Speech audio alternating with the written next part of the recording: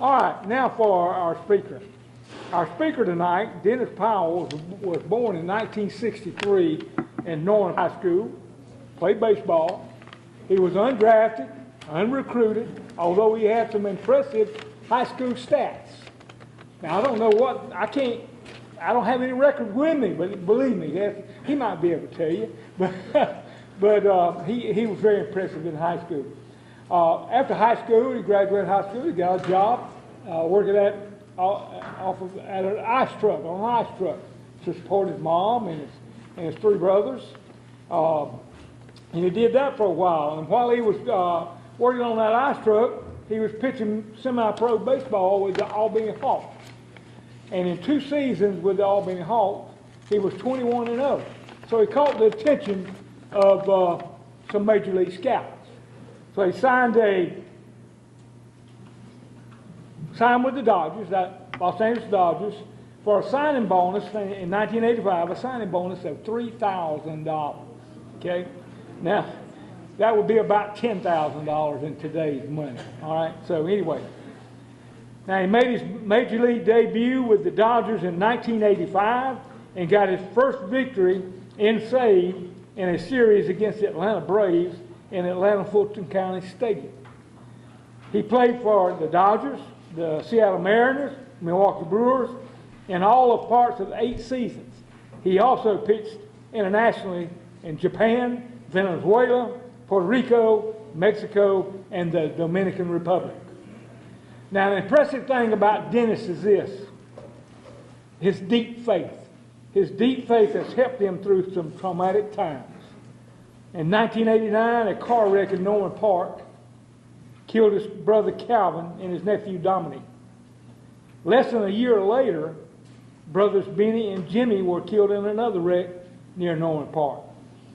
And a year later, Dennis lost his 2-month-old daughter to pulmonary hypertension. So he's got a deep faith in God, I promise you.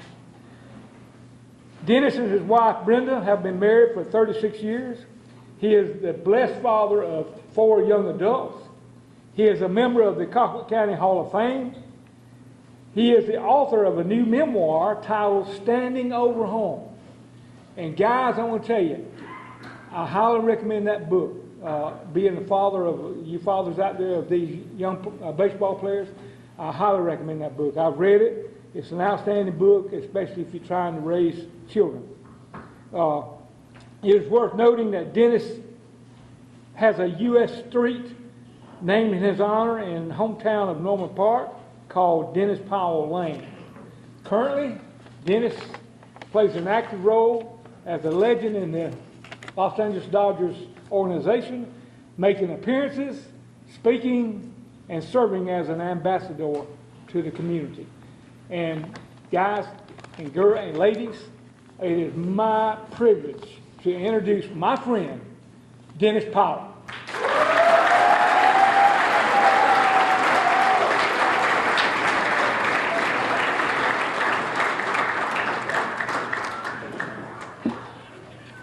Wow. I'm going to pull this off right here so I can kind of get a little better. First up, good afternoon, everyone. How's everyone doing? Wow.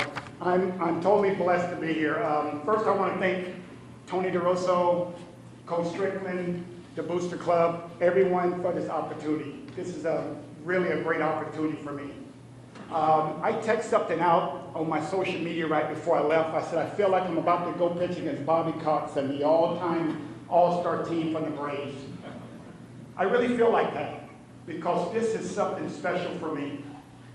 Coming home has a lot of significance. And in this room, I just see a lot of familiar faces. It's taking me back on my memory. If I start crying a little bit later, I'm still human.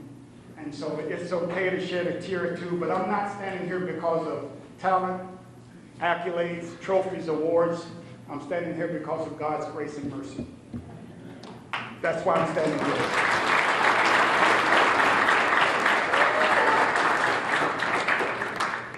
I don't stand here alone either. There's so many people. That's too many to name.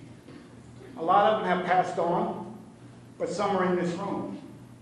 And so when you hear me talk, you're hearing me talk from my past experiences. Coach Croft so eloquently shared some of the stories, and they hit home. But there are a lot of people standing here with me. And I'm going to name a few, and then I'm going to really talk about why we're here. This group of young men, and from the 6th grade all the way down, Coach Strickland is building a culture. I'm telling you, that's amazing. It is really amazing what I'm seeing in this room. And what I heard from over here, that they spent over $100,000 in a baseball program. You don't really hear that a lot when you go around the world. You don't really hear that, so you guys have a special opportunity in front of you. So again, first of all, I want to thank my wife. My wife, Brenda, like Coach said, if you're a coach, a player, it's the same thing. You go away for a very long time. And so I'm so grateful for my wife for supporting me in every phase of life. And she's been there. When we got married, we had only been married 43 days, and I'll tell you a little bit more later. We had only been married 43 days, and life threw me a curveball, and then another curveball, and then a slider, and then a changeup. But beside every phase in my life, she has been there. And so I thank you, lady.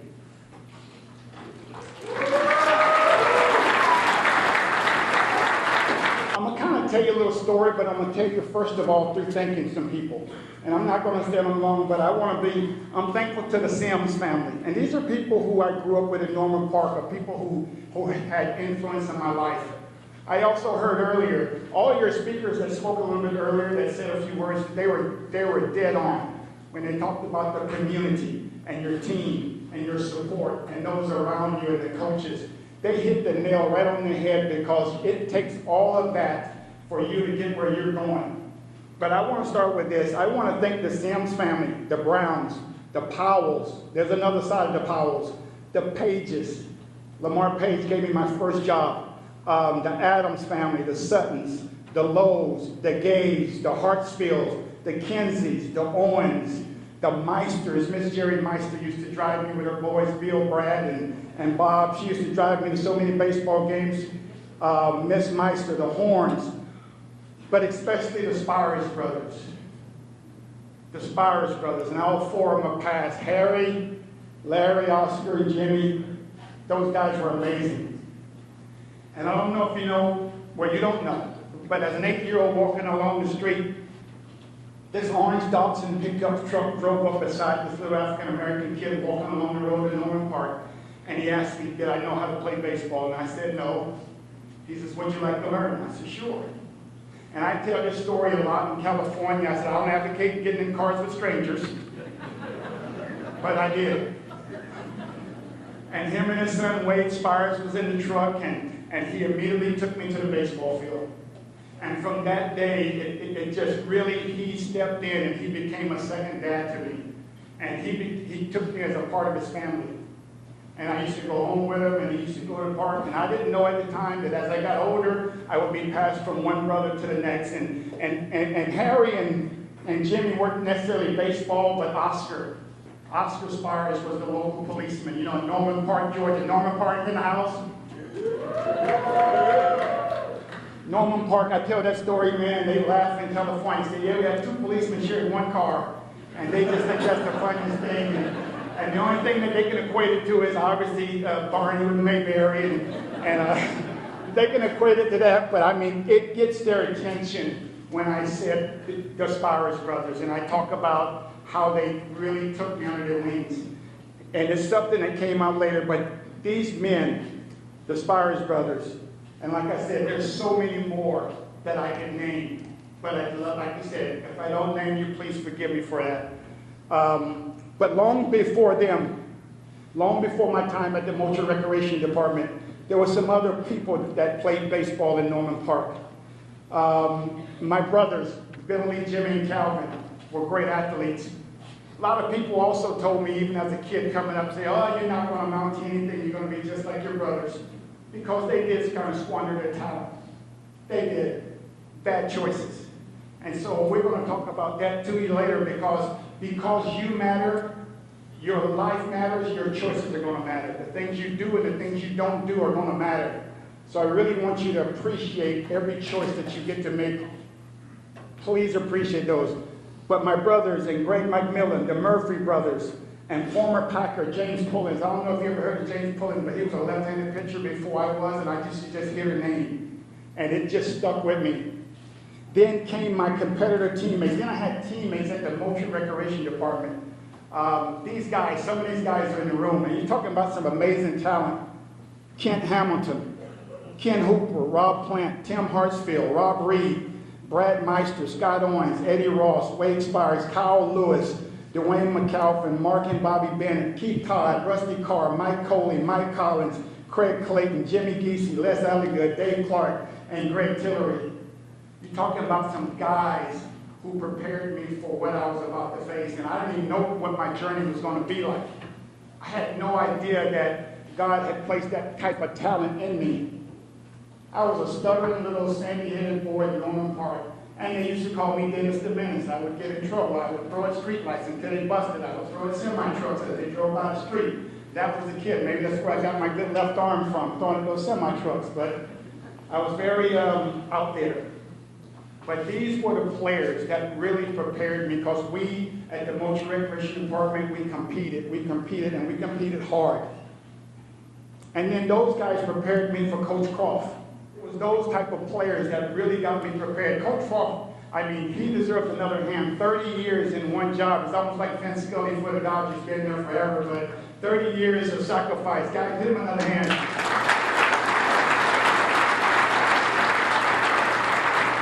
Because we talk about that when I talk at opening day ceremonies to kids. I talk about the parents that work 40, 50, 60, 70 hours a week sometimes, but yet they come out and they work with your kids. They take time. They sacrifice their own family for your kids. And so your coaching staff, again, you guys are amazing. And I heard the command go out, be hard on them, because life is going to be hard on them. So don't take it easy on them. Let them know exactly what they're going to face as they get there. So again, these guys prepared me for Coach Croft and Coach William. You never know who's watching you. It's like he said, after I left high school, I graduated in 1981. I did not know that a few months later I would get the opportunity to play for the Albany Hawks. And on that Albany Hawks team, you had Tom Wilson and this guy, Mr. Benny Wiggins, an older gentleman that would keep score. And he had a friend up in, I guess Macon was Tommy Nixon was a scout. And as I pitched on this Albany Hawk team, I guess he called one of his friends and he said, hey, we got this left-hander on the team. I think you should come down here and take a look. And it happened to be a Dodger scout. And so when I was pitching in that game, he spoke to me a little bit afterwards. He took some pertinent information, and about a week later, he came back and signed me to a contract. I don't know if Wayne Grandy's in the room, but Wayne was around in the Norman Park City Hall, and he's still around today. And this guy is an amazing reporter, but Wayne was there documenting everything. But you never know who's watching you. Your character matters. It's your character that's going to take you to each level. It's what you do when nobody's looking. It's what you do when things get tough. And these are the things that you're going to learn again as you play this game of baseball. It is the best sport in the world. I believe it is. It's the hardest. I've seen basketball players try to go play football. I couldn't do it. And I've seen baseball players go try to play other sports, and they can do it. They can excel. I played against Bo Jackson and Deion Sanders and those type of guys who could play 2 sport stars. You know, they were stars. So I really want you to understand that, and I'm going to get to it. God knew that all of you were the college level players, the players that I named earlier from the Motor Recreation Department, my time at the Packers. God knew that you were all the college level player coaches and the community I needed to reach the next level, not just in baseball, but in life. All of those families that I named off had some type of impact in my life. They didn't know it at the time, whether they were picking me up or whether they were just encouraging me. I remember losing games at the Motor Recreation Department and crying all the way until I seen the Dairy Queen sign. And that made me, that just let me know that the game is just what it is. It's a game. It's not so much about the game, it's about the journey that you're on. You're on a journey. You're on a journey. In Psalms 127:1, it says, except the Lord builds the house, those that labor in vain. Your community, your booster club, all these coaches, they're building on you. You young players, they're building, they're adding things to you. Your neighbor, your teachers, those who you meet in the lunchroom. They're giving you things, and believe me, you may not know it now, you may not recognize it, but God is building you to be somebody, because Jeremiah 29 says he has a plan and a hope and a future for you also. You don't know it, and there's going to be injuries, and there's going to be things that come your way, but you're going to have to allow God to just do what he needs to do in your life. And he's just trying to get your attention. He's really just trying to get your attention. After graduating in 1981, my talent suddenly elevated me to levels I had never imagined. A little stuttering kid from Norman Park, Georgia, population about 891. All of a sudden, I was in Bradenton, Florida. Very first season, I won most valuable player of the league. I think I was 7-2, had about 70 innings, struck out over 100 guys, and I was quickly elevated. I went through the minor leagues, signed in 83. I was in the big leagues pitching against the St. Louis Cardinals in 85. I never saw it coming. Never saw it coming, and that's chapter 8 in my book. And was I ready? No. I was not ready for where life was taking me. I was not ready for it mentally nor physically. So what I say too, sometimes experience is not the best teacher. Someone else's experience is a better teacher.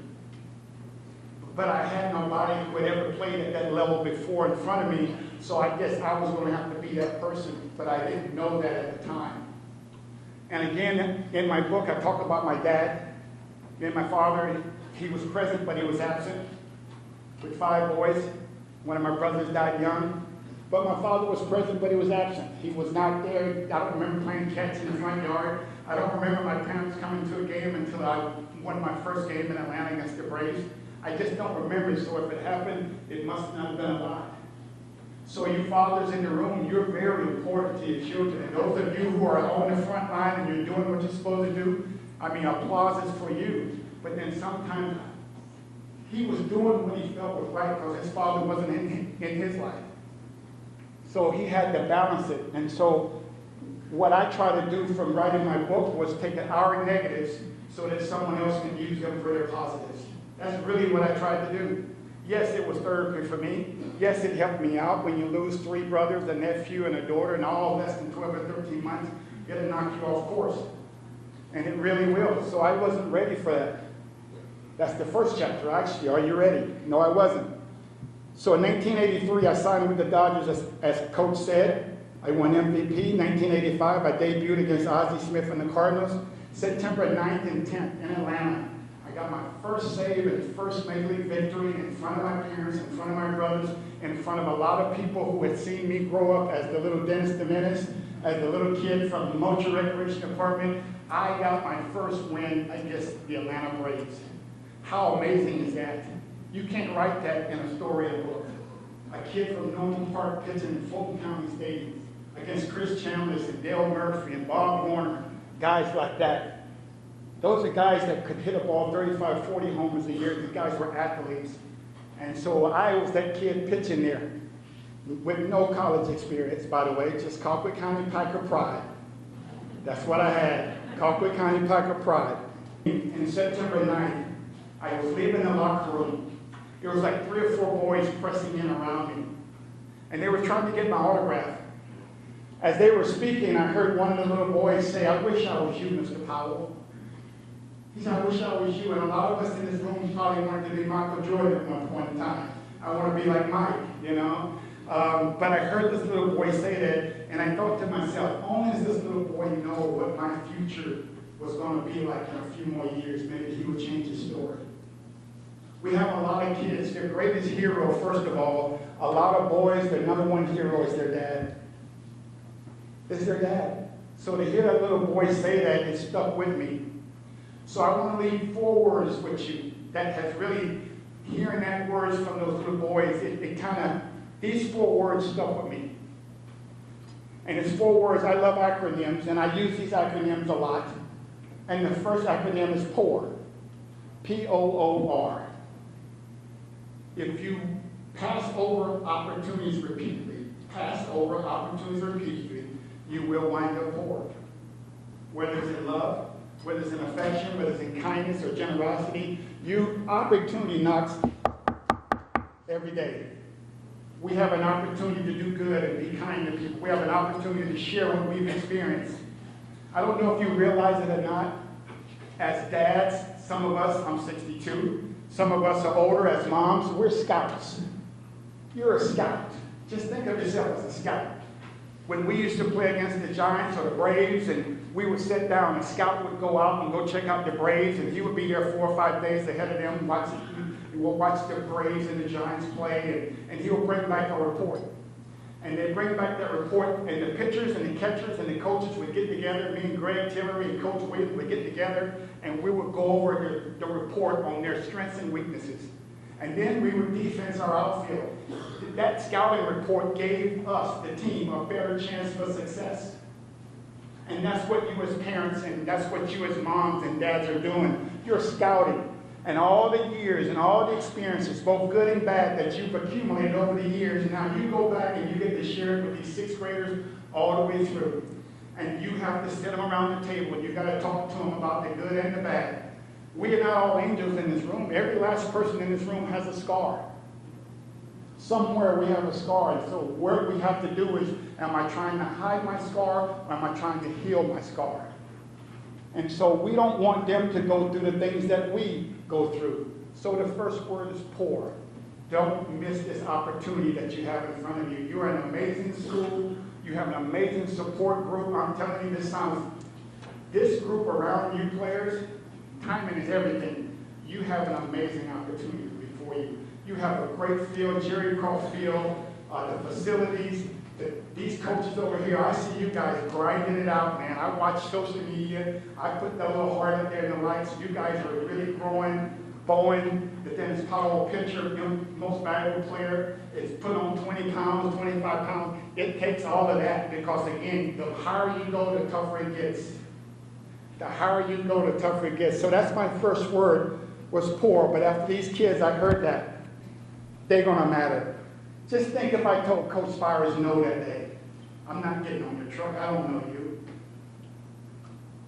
Would I still be standing here now? That was an opportunity. I didn't tell you this, but like I said, my father, even though he got it right by the time before his days ended, he got it right. Our relationship healed. He became the dad he was supposed to be. He became the father that he was supposed to be, the husband that he was supposed to be. So my father was only doing what he knew.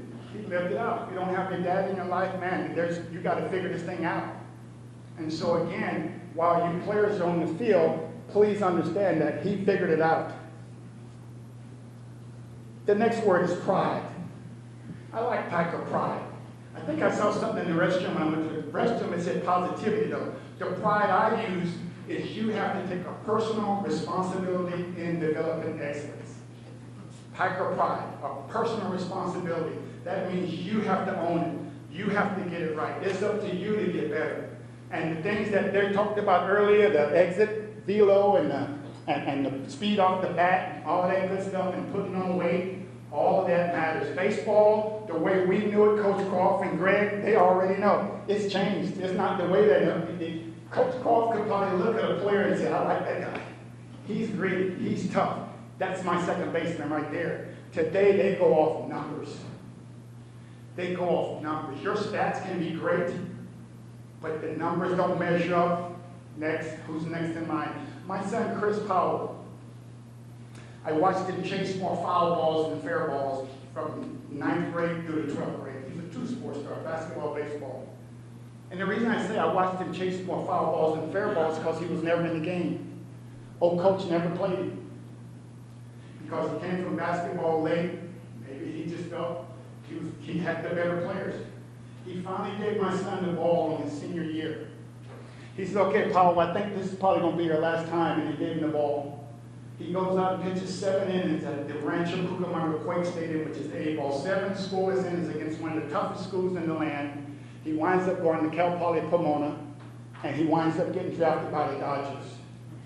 On his own, no help from dad, none of my stuff. He did it by himself. The kid that went in as a freshman, barely making it, didn't miss, and he graduated, and he got drafted by the Dodgers. He went on to play high as AA, And I'm telling you that because the same person sitting in the chair right now is not going to be the same person 4 years from now if you put in the work.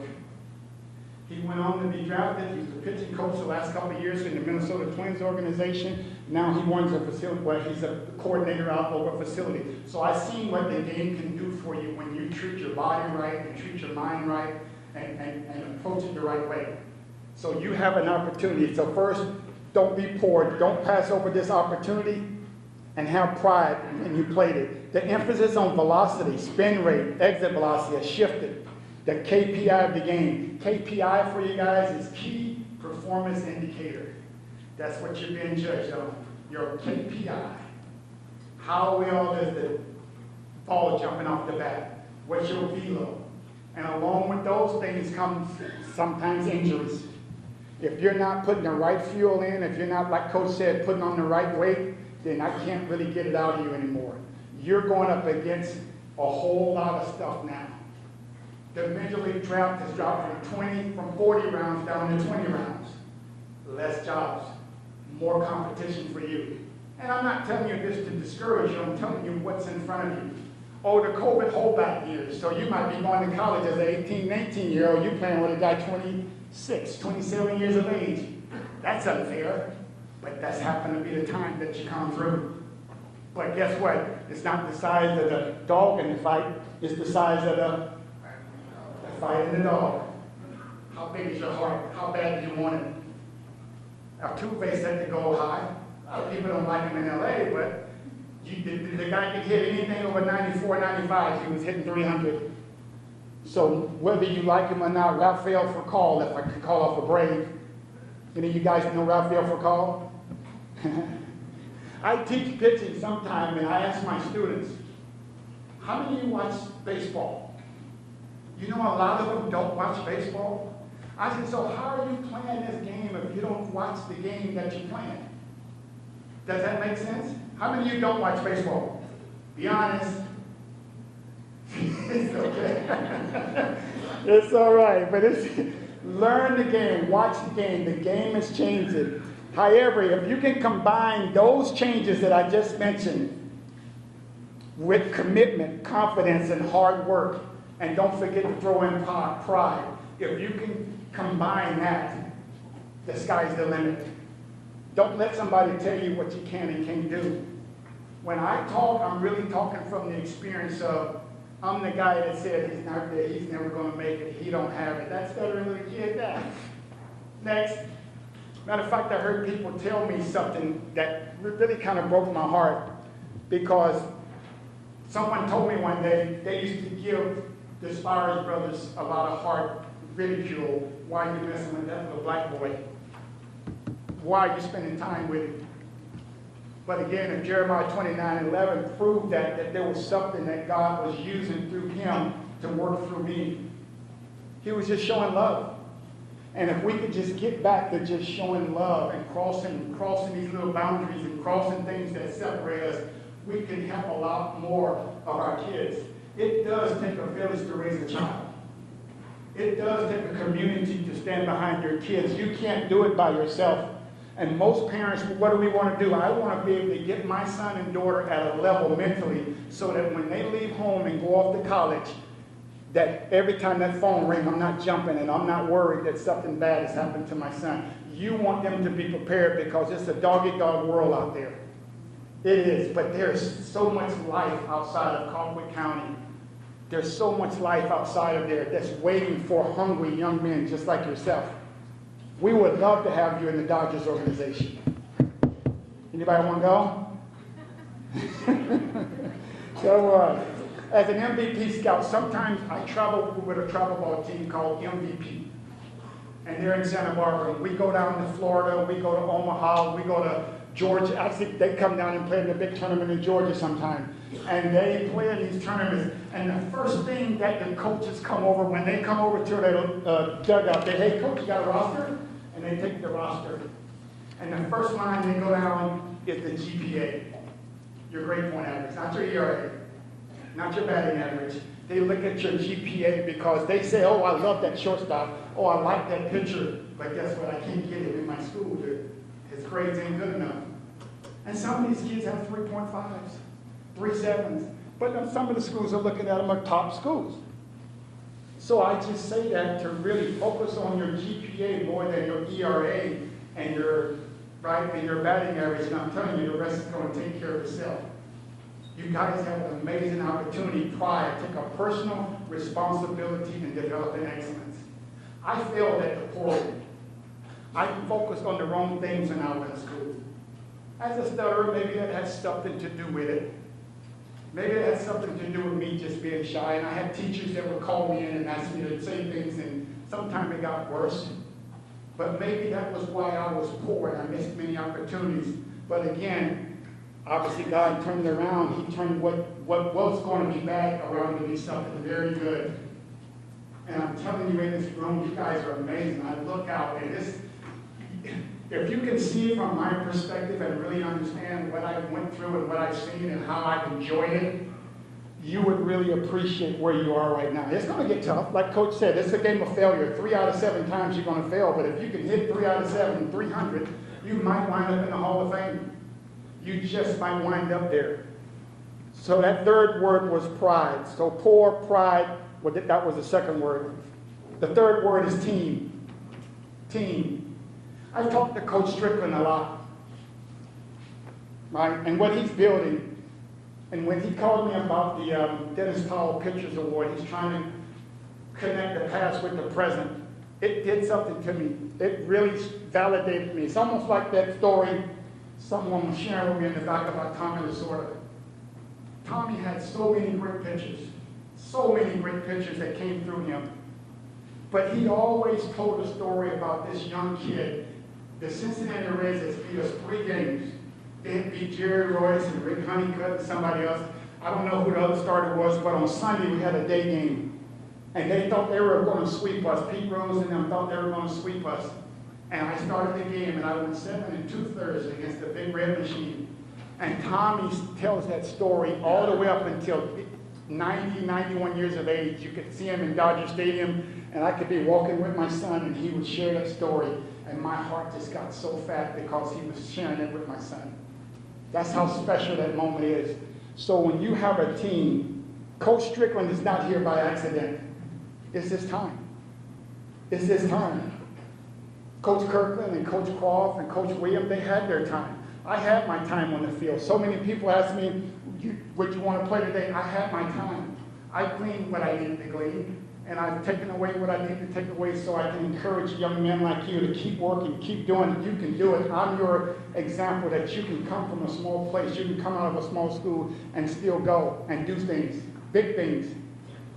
Coach Strickland is not here by accident. He has a vision to connect the past with the present while building young men of character, toughness, and resilience.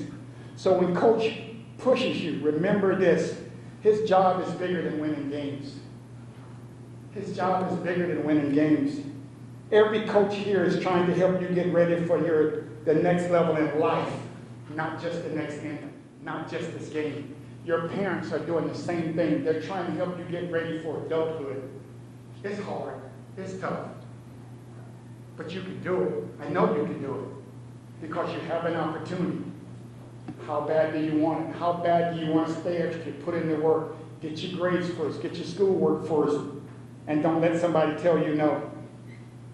I mentioned the word life. Every coach here is trying to help you get ready for the next level in life. The last word I want to give you is life. Life is forever evolving. Life is forever evolving. It's changing. Coach mentioned the deaths.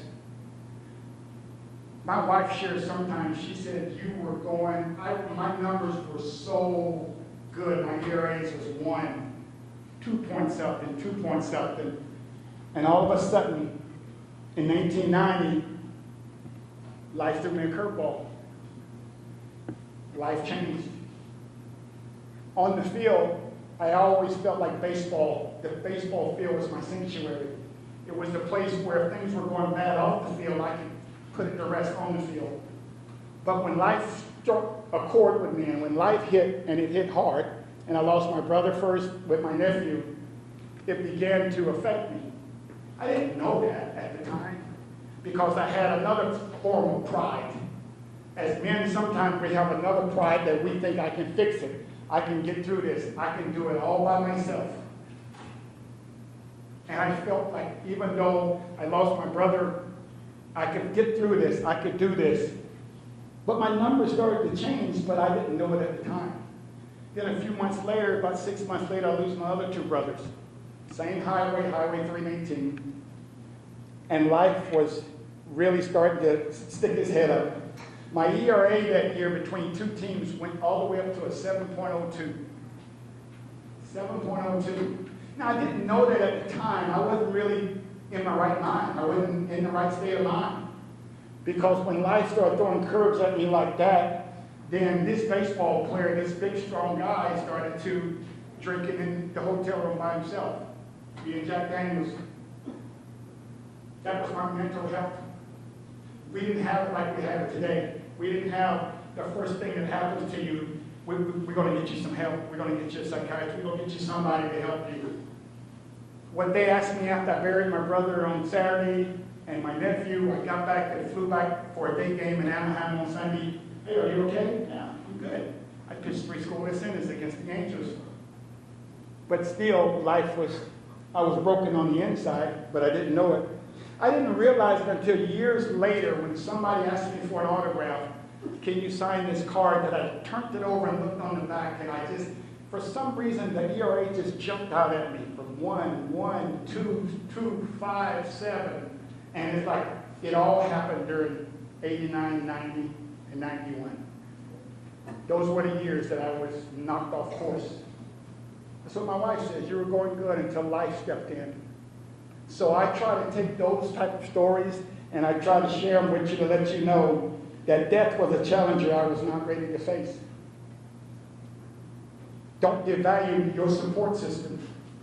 Don't devalue your parents' words. Don't devalue your teachers, your coaches, whoever comes in your path. Don't devalue them. They're sharing their experiences with you as coaches and scouts and people that have gone before. You don't feel what they feel. They are taking your at bat. You know how you got to dedicate coaches. All right, come on back, Bowen. So-and-so is going to bat for you. It's like, well, coach, I can do it. Yeah, coach don't think you can do it, so he replaces you. And that's what your parents do. They take a lot of your bullets for you. But sooner or later, their job is to prepare you to get into the box for yourself. And as a pitcher, if I throw one up in the end on you and high and tight, and you go down and you stay down for a few seconds, I say, I got you. I'm in your head now. But if you get back up and you dig back in right away, and that's what we have to start doing, then you're back in the game. Some guys, if they knock them down, they get right back in. That's your job. So don't go from poor. Don't miss out on poor. Don't pass over this opportunity in school to be a Packer. Don't pass it over.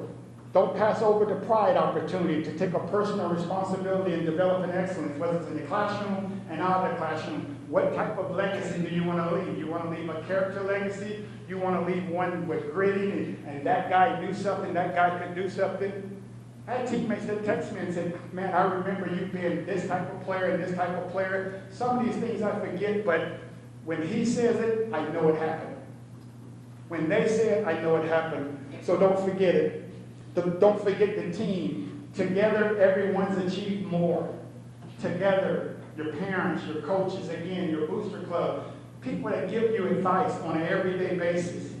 Those are your heroes. Those are the people who you have to look up to. All these people in the room, that's your team. That's your team. Sure, when I was going through my adversity, I got traded from the Dodgers to the Mariners. That was a blessing. I didn't know it at the time, but I went from a team of almost party animals to a team full of Christians. The Mariners were a team full of Christians. Lou Piniella called us, we don't win no games because we're soft. You Christians are soft. But we weren't soft. We were the toughest guys out there. Alvin Davis, Pete O'Brien, these Dave Valley, these guys, Harold Reynolds. They were devout Christians, and they were serious baseball players. And I changed my identity. I don't want to be a baseball player as a Christian. I want to be a Christian as a baseball player. That's what I want to be. Put the Christian first. Then the rest come. Put him first. That's what I want you to do. So closing. Like I said, experience is not the best teacher. Someone's experience is the better teacher. Someone else's experience. No matter the age, we can all learn from someone who's already been where we're going. No matter the age. I can learn something from Mr. Gay over here.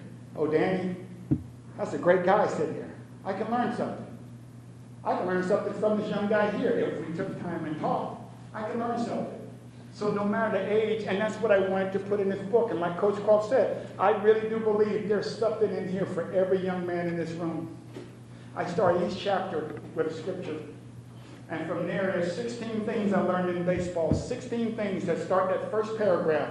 And for me, ironically, it goes right into my life, whether, are you ready? And Coach asked me down in the bullpen, hey, Coach Croft, Coach Croft said, are you ready? Are you close? Give me a few more pitches, Coach. I'm almost there. That's the type of how it sets up the scouts, knowing your opposition. Do you know who's fighting for you and who's fighting against you? These are things you need to know. In baseball, I never saw it coming. Neil Cruz on the Pirates hit a baseball back at 122 miles an hour. 60 feet 6 inches. Can you imagine making a pitch and a ball coming back and crashing in your jaw like that? Boy, it happened. And that's what we're talking about. You never see it coming. So I believe every person, every man, whether you're there or not, can gain something, because except the Lord builds the house, those that labor in vain. I'm just here to tell you, with all the knowledge down to you by coaches, former players, parents, teachers, and the community, don't miss the moment. I heard your AD said, enjoy the moment, enjoy this time. Enjoy the adversity. Enjoy getting knocked down. Don't enjoy getting hurt, but then work on your body, because nothing is going to guarantee, I don't care how much these coaches work you out, nothing is going to guarantee that you don't get injured. Last story, my youngest son, Bryce, was a senior in college, and he was throwing his third warm-up pitch, and he snapped his humerus his senior year. Snapped it. Done. Didn't play at all his senior year. But you know what? His second plan was, now he works with kids with autism. For me, I enjoy seeing this side, because he was ready for what life threw at him. He could have sat in the corner and been sad and sour, but he works with kids with autism now. He's in home. He's finishing up his master's. I got a daughter who's about to turn 30. She works with kids at USC Medical. And I'm telling you, as parents, we are blessed to see what life has thrown at us and to be able to turn it around. To see my oldest son, Dennis, he works in pharmaceuticals for this big medicine-making company. Sometimes he throws me in a hazmat suit. So as a parent, looking at these players, sometimes you might start here and life might bump you someplace else. Again, everybody may not play Major League Baseball, but everybody will play this game called life. And what you're doing right now is you're getting ready for that game. And if you're blessed to play baseball, play for the Braves, play for the Giants, whoever, bless you. The next level for you is varsity, then college, hopefully. If you don't go to college, you still can find something good in your life.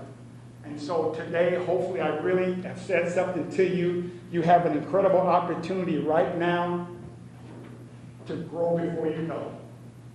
You have a great opportunity to grow before you go. Don't miss it. Enjoy it.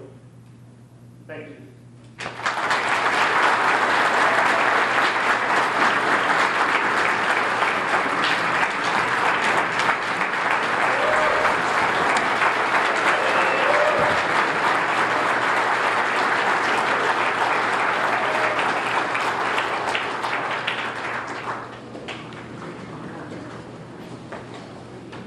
I mean, what a message. And players, parents, I hope you paid attention to what Dennis said.